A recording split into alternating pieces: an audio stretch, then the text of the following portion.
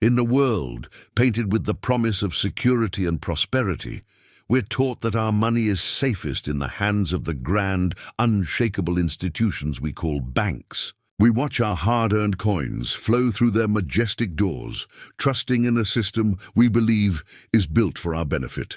But what if that magnificent facade, that symbol of stability, is merely the shell of a much more intricate and less benevolent machine? What if the very system designed to protect our wealth is engineered to slowly, almost invisibly, siphon it away? We place our faith in these financial guardians, but behind the marble columns and polished brass, a different story unfolds, one of hidden costs, confusing terms, and a game where the rules are written by those who run the house. The journey into this financial labyrinth begins with a single piece of paper, the bank statement. You stare at it, a jumble of terms like service charge, maintenance fee, and overdraft protection. It feels less like a summary of your finances, and more like a code you were never given the key to decipher. Consider the seemingly helpful offer of overdraft protection.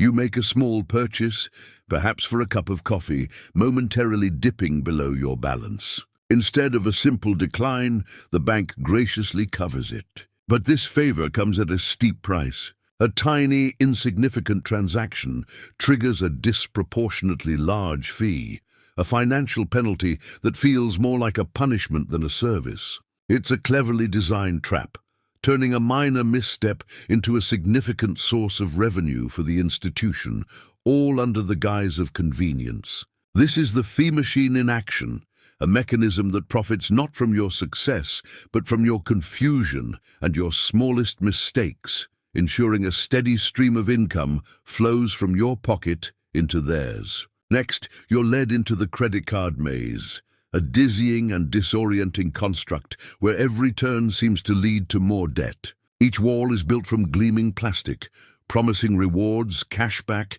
and 0% introductory offers. You navigate this maze, trying to find the exit, the path to financial freedom. But the signposts are designed to mislead. The most prominent one reads, minimum payment. It seems like an easy, manageable path, a way to keep moving forward without feeling the full weight of your debt. Yet this path doesn't lead out of the maze.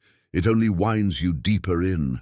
By paying only the minimum, you are ensnared by the power of compounding interest, which works relentlessly against you. The small balance grows, the interest charges accumulate, and the walls of the maze seem to close in. The exit becomes a distant, almost mythical destination, as you find yourself running in circles, paying for purchases you made months or even years ago. Beyond the everyday fees and credit card traps lies the investment engine, the core of the machine where the real wealth is generated. The banker, with a simple pull of a lever, directs the river of deposits, your savings, your future, into the vast, churning gears of the global market. Your money is put to work, fueling the construction of towering skyscrapers and driving the volatile swings of stock market graphs. Immense profits are generated, fortunes are built, but a curious thing happens. This torrent of wealth doesn't flow back to you, the original depositor. Instead, it is diverted, channeled into the bank's own coffers, rewarding its executives and shareholders. You might receive a meager interest rate, a few pennies on the dollar, as a token for your contribution. But the lion's share of the returns, the vast wealth created by your capital, is captured by the engine itself. You provide the fuel, but the power and the profits belong to the machine. But a moment of clarity can change everything. It's the moment you look at that convoluted bank statement, not with confusion, but with anger. It's the realization that the system isn't just complex, it's designed to be. In that instant, the illusion shatters. With newfound resolve, you tear the paper in two, a symbolic act of defiance against a system that has kept you in the dark.